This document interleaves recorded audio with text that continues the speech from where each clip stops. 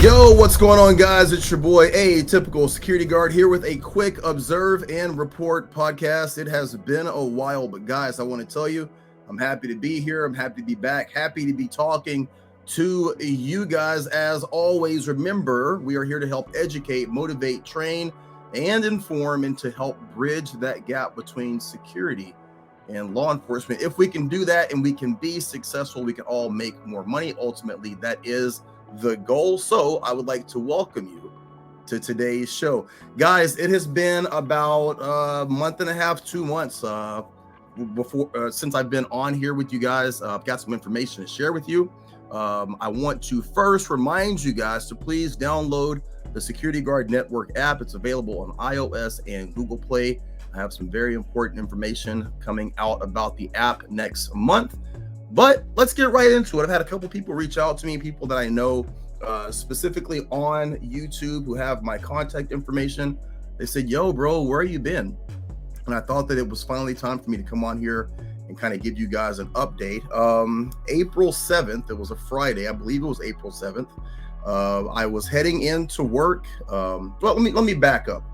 The day before that, I actually had gotten called into work. I was supposed to be off on Thursday the 6th. My boss reaches out to me, asks if I'm available to cover a shift. And when I woke up that Thursday, I didn't feel well. I went into the bathroom, I threw up. I hardly ever get sick and thought maybe I was coming down with something, but tried to power through, put my uniform on, got my boots on. And before I walked out of the door, I started to feel really, really sick. I threw up again and I called my boss and I said, hey, I can't do it today. Now, in 3 years of working for the same company, I think I've called out once, and that's when I had COVID. So I get back in bed. It's about 7 o'clock in the morning, and I slept from 7 a.m. until 7 p.m. My wife, she comes in, she wakes me up, and she goes, "Hey, I know you're probably tired, but you've been in here for about 12 hours. You haven't moved." And I didn't realize that I had been asleep that long. So I get up and I try to use the restroom, get some water, and I get sick again. I throw up. I'm thinking to myself, man, like I'm coming down with something. I'm just going to try and sleep this off. I knew that I had to be downtown. I had to be at work on Friday the next morning at 6 o'clock. So I go back to bed. I wake up about 5:10, 5:15. I get out of bed, put my uniform on. I'm actually feeling pretty good. I get in the car and I drive down my street. And when I get to the end of my block, I just start to feel extremely lightheaded, extremely dizzy. I sit there for a couple of minutes and I just try and collect myself. And as I turn onto the major highway to head down towards the on-ramp, I start to black out.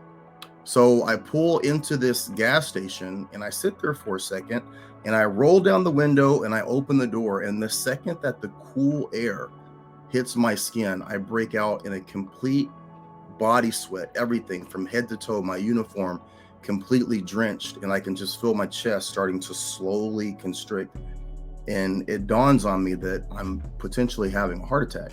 I call 911, and at the time that I'm calling 911 and going through all of these issues, clearly like the anxiety that goes with thinking that you're having a heart attack, it just makes you even more, even more anxious and nervous. And I'm telling the operator, where I'm at, what I'm going through, what I'm experiencing.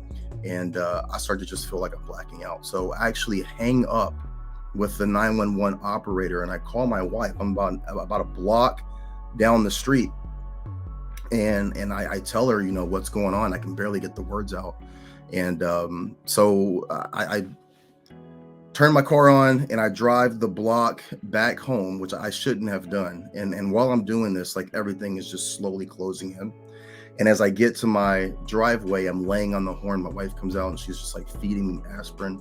I'm chewing up all these aspirin. And before I know it, the paramedics get there. They put me in the back of the ambulance. And then from there to the hospital, I don't really have any recollection of what happened. When I get there, they give me 4, I think they gave me 5 of the nitroglycerin pills. And the doctors come in, they give me IV, they start doing blood work and EKG work, and my blood pressure, it's just all over the place. It's spiking and it's bottoming out and it's spiking and it's bottoming out. So throughout the day, I had a series of tests. And at one point, a doctor comes in and she says, we're going to take you in for an ultrasound. And then, excuse me, after the ultrasound, based on what we find, potentially we're going to have to do a heart catheter. And she goes, I need you to, just kind of get yourself ready for what's coming. And I'm thinking to myself, like, what is this conversation she's having with me? And I said, like, is this serious? And she goes, well, we're going to do the ultrasound first, and then we're going to have a conversation. She goes, I just want you to process kind of what you've been through so far, and then potentially what's coming. So I go up for the ultrasound, and while I'm in the ultrasound, it's like an hour-long process, and they're looking at all the different angles of my heart and different things like that. And as soon as the ultrasound's finished, they take me out, and the doctor says, take him to the heart cath lab. So I kind of like stop her, and I said, wait, like what is going on? Is this that serious? And she says, well, everything is coming back, and it looks like you're potentially okay.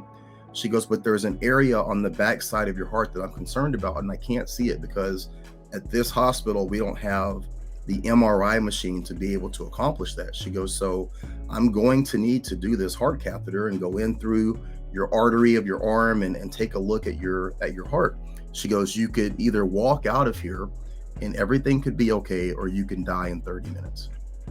And this is like such a sobering situation to be in, and for her to say that. And she tells me, if I get in there and you have any sort of blockage, I can do a stent. I can do 2 stents. It'll take me, 30 minutes to an hour, depending on what the blockage looks like. She goes, but if it's more than that, then I'm going to have to wake you up, and we're going to have to talk about open heart surgery. So, I mean, this is just like, it's terrifying, it's terrifying. So long story short, okay, there's a lot that goes into that situation. I don't want to talk about it any more than what I've just said, because I'll get emotional about it. But the good news is that they ended up doing the arterial heart catheter. They went in through the artery. Everything ended up being okay. And the problem that I was having was a blood pressure issue. And she says to me, when you're going through your day, are you experiencing these symptoms, these 3 or 4 symptoms? And I was dealing with each one of these symptoms. And she says, how long have you been dealing with this? And I said, oh, like for the last year. I said, I just assumed that this was, a normal byproduct of how many hours I work, a normal byproduct of, being on my feet all the time. And she says, no. She goes, these issues are not related to you working a lot. This is a blood pressure issue. You have a regulation issue. You're waking up in the morning, your blood pressure is completely bottomed out. And then throughout your day, your blood pressure is spiking. And so you're having these extreme lows and these extreme highs. We're going to put you on this medication. It's going to regulate everything, and you're going to feel better. She goes, but I need you to understand, like, you've got to listen to your body.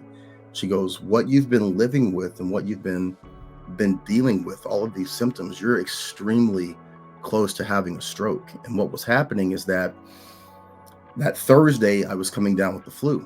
And so when I wake up on Friday and I'm suffering from the symptoms of the flu, along with this normal issue of my blood pressure being extremely low in the morning, it just caused me to completely bottom out. But, that situation, it could have led to a stroke. So I say all of that to say that's where I've been. I had to take some time off of work, and then also, I have just been doing so much on the outside of work in terms of activism and politics and making these videos and trying to create the app and all of those things.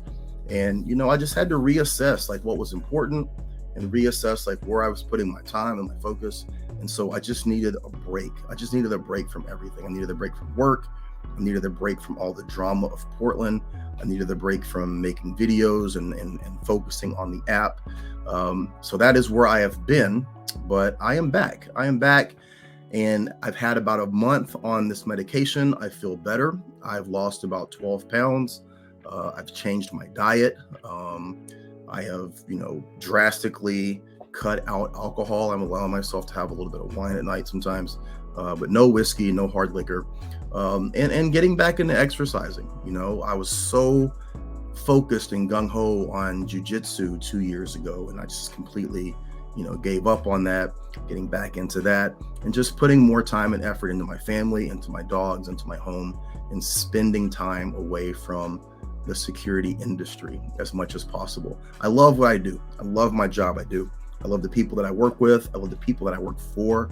I love serving my community. But at the same time, there has to be a little bit more balance, and that's clearly something that I was not adhering to or focusing on. And we're going to make that more of a priority going forward. So